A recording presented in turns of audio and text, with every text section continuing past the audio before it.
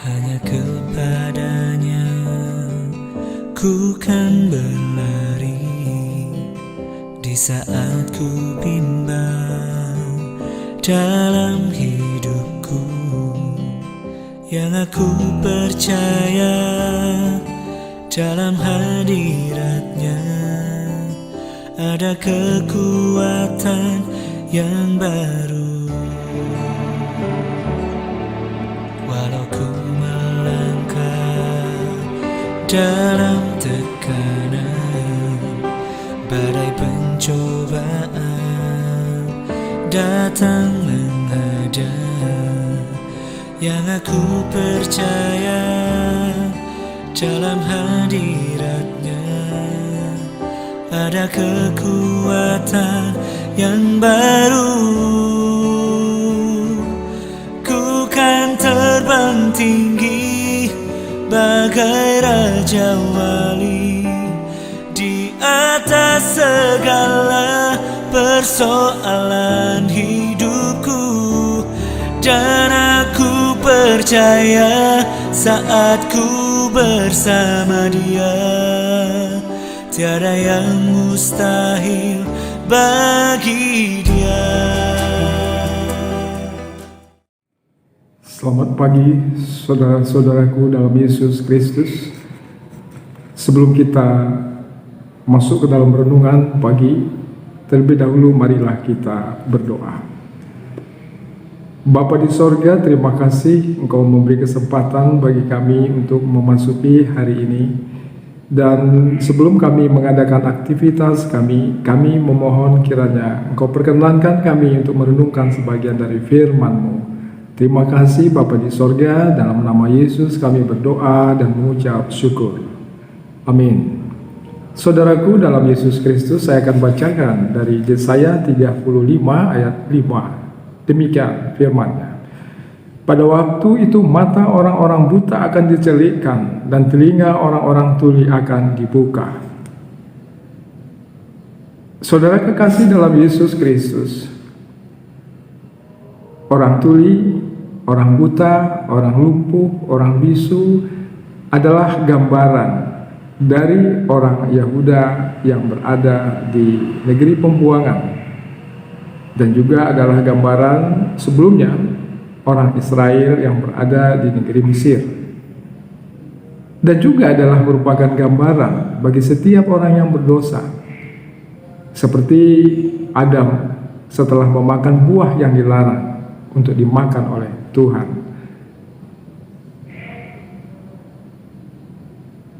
Buta, tuli, lumpuh, bisu adalah gambaran di mana kita tidak bisa lagi memerankan diri kita sebagai manusia yang utuh. Kita berada di dalam kekuasaan orang lain. Kita tahu bahannya bagaikan budak yang hanya bisa berbuat sesuai dengan apa yang dikehendaki oleh sang majikan ataupun sang tuan kita. Kita tidak bisa lagi menjadi diri kita sendiri. Kita berada di bawah kekuasaan perintah orang lain. Inilah gambaran orang yang berdosa, orang yang dijajah, orang yang diperbudak. Dan juga ada kalanya saudara-saudaraku bahwa kita juga berada dalam situasi yang seperti itu. Walaupun kita mempunyai mulut, tapi kita taubahnya bagaikan orang yang bisu, nggak bisa berkata-kata apa-apa. Walaupun kita bisa melihat, tapi walaupun kita mempunyai mata, tapi toh kita nggak bisa melihat. Walaupun kita mempunyai mulut, kita nggak bisa berkata-kata. Walaupun kita mempunyai tubuh yang utuh, kita tidak bisa berjalan, bergerak sesuai dengan apa yang kita pikirkan. Kita lumpuh. Sekalipun kita mempunyai telinga, kita tidak bisa mendengar. Nah, ini kan gambaran dari kehidupan yang sulit yang pernah dialami oleh orang-orang Israel di negeri Mesir dan orang-orang Yahuda di negeri Babilonia atau Babel. Jadi saudaraku, Yesaya ini khususnya dalam pasal 35 apalagi ayat 5 ini itu adalah gambaran bahwa satu saat nanti percayalah bahwa engkau akan dilepaskan. Matamu yang buta akan dicelikan, telingamu yang tuli akan mendengar, engkau yang lumpuh akan dimampukan untuk berjalan, engkau yang bisu dimampukan untuk berkata-kata. Ada saatnya, tunggulah, sabarlah. Nah, inilah kata penghiburan yang diberikan oleh Yesaya.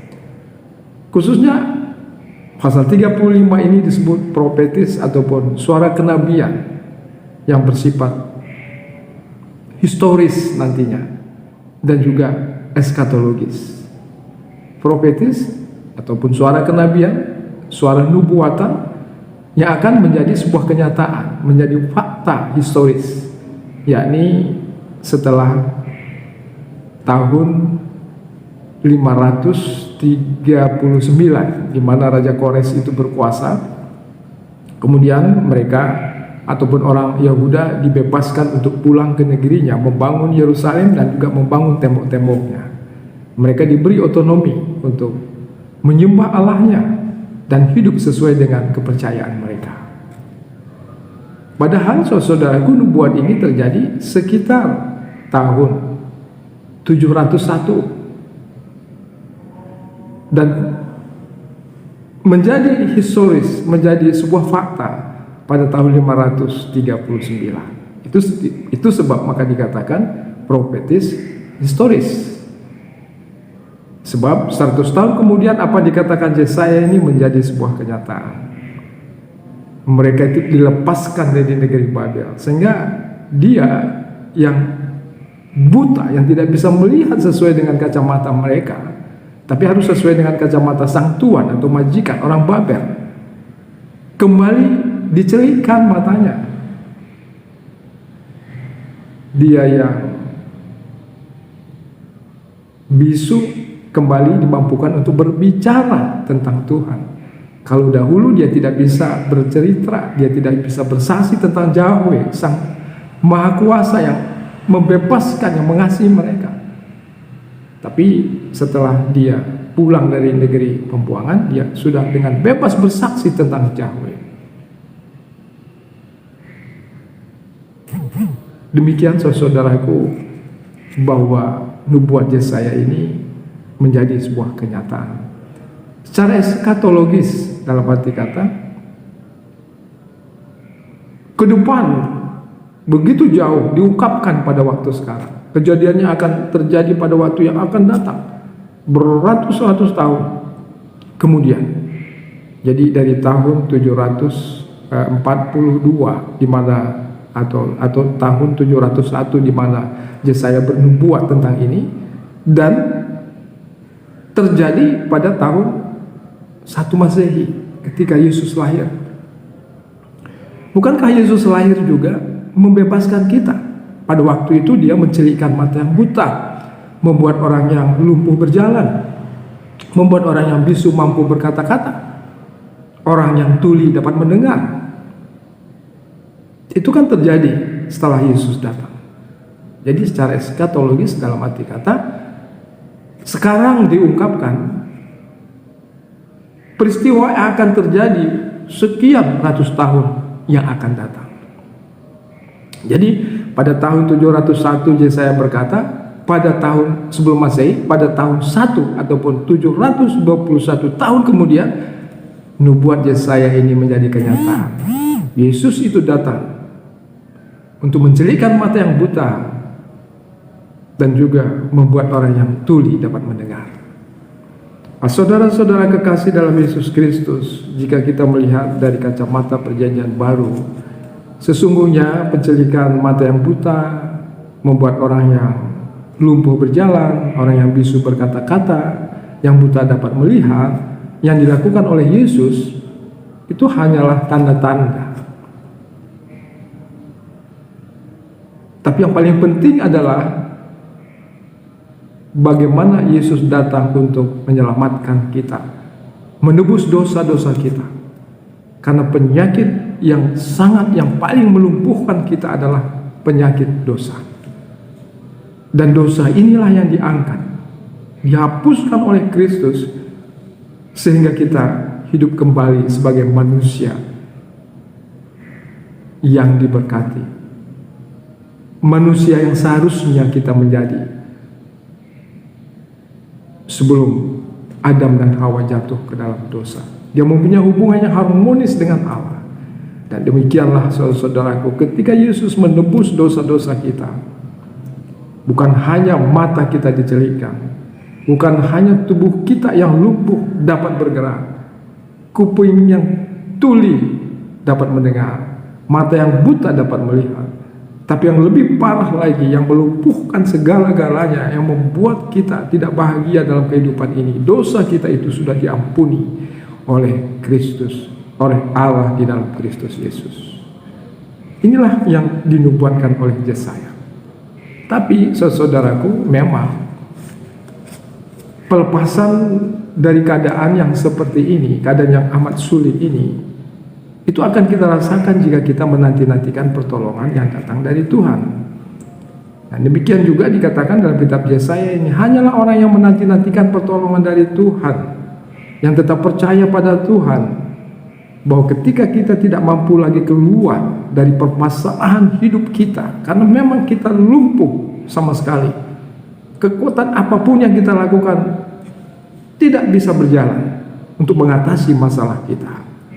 Nah, ketika itulah kita menanti-nantikan pertolongan Tuhan sesuai dengan janjinya, bahwa Dia adalah, aku adalah Allahmu dan engkau adalah umatku. Itu perjanjian yang dilakukan oleh Yahweh dengan umatnya Israel. Maka perjanjian yang harus dipegang teguh oleh orang Israel, oleh umat yang percaya kepada Allah. Dan itu sudah dibuktikan oleh Allah sendiri. Orang Israel yang sungguh tidak mampu berbuat apa-apa keluar dari negeri Mesir itu dikeluarkan oleh Allah melalui pimpinan Musa. Orang Yahuda yang berada di pembuangan negeri Babel sesungguhnya tidak bisa berbuat apa-apa, tapi dikeluarkan oleh Allah melalui Raja Kores.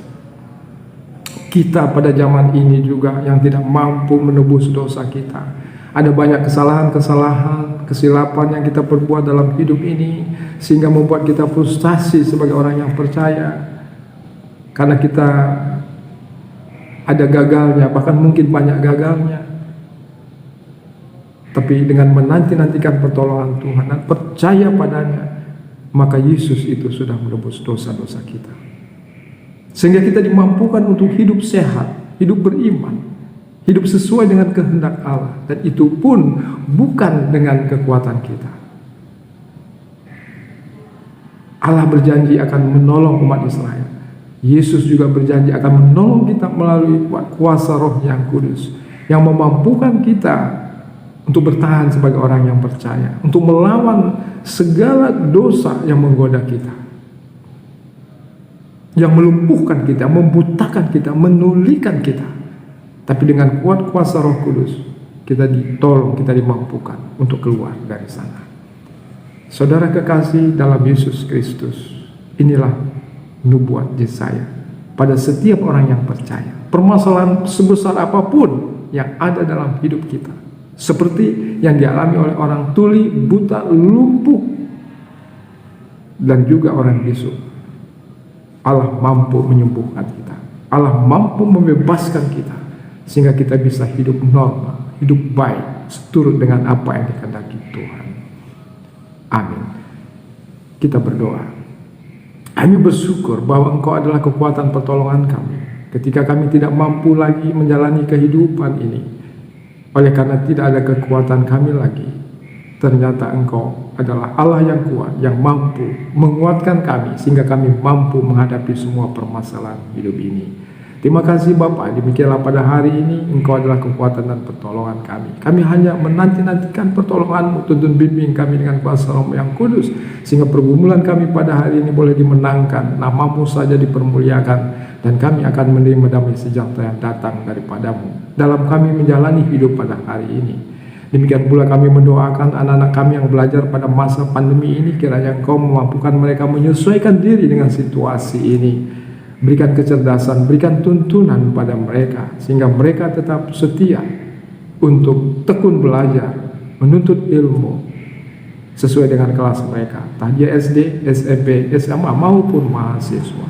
Kasihanilah kami Tuhan, sebab situasi belajar pada masa pandemi ini sering tanpa hadir di kelas, tapi dari Zoom, online dan lain sebagainya. Kiranya Engkau Tuhan tetap memberikan semangat kecerdasan pada anak-anak kami yang belajar pada masa pandemi ini.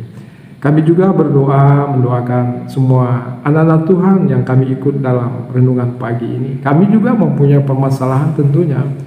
Kami juga mohon dan kami juga percaya pada firman-Mu yang dinubuatkan oleh Yesaya, bahwa Allah mampu menyelesaikan semua permasalahan kami.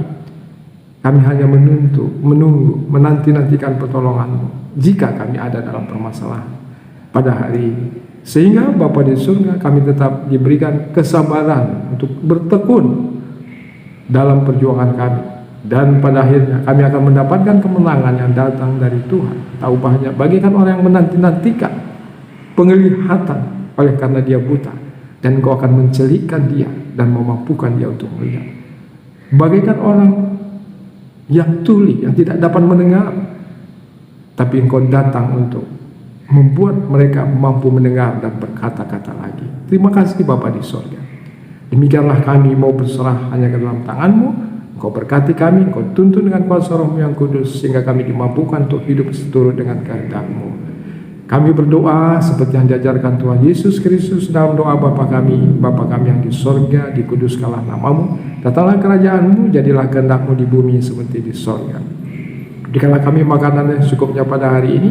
Ampuni kesalahan kami seperti kami juga mengampuni orang yang bersalah kepada kami. Jangan membawa kami ke dalam pencobaan, tapi lepaskan kami daripada yang jahat. Karena Engkau yang punya kerajaan, kuasa dan kemuliaan sampai selama-lamanya. Amin.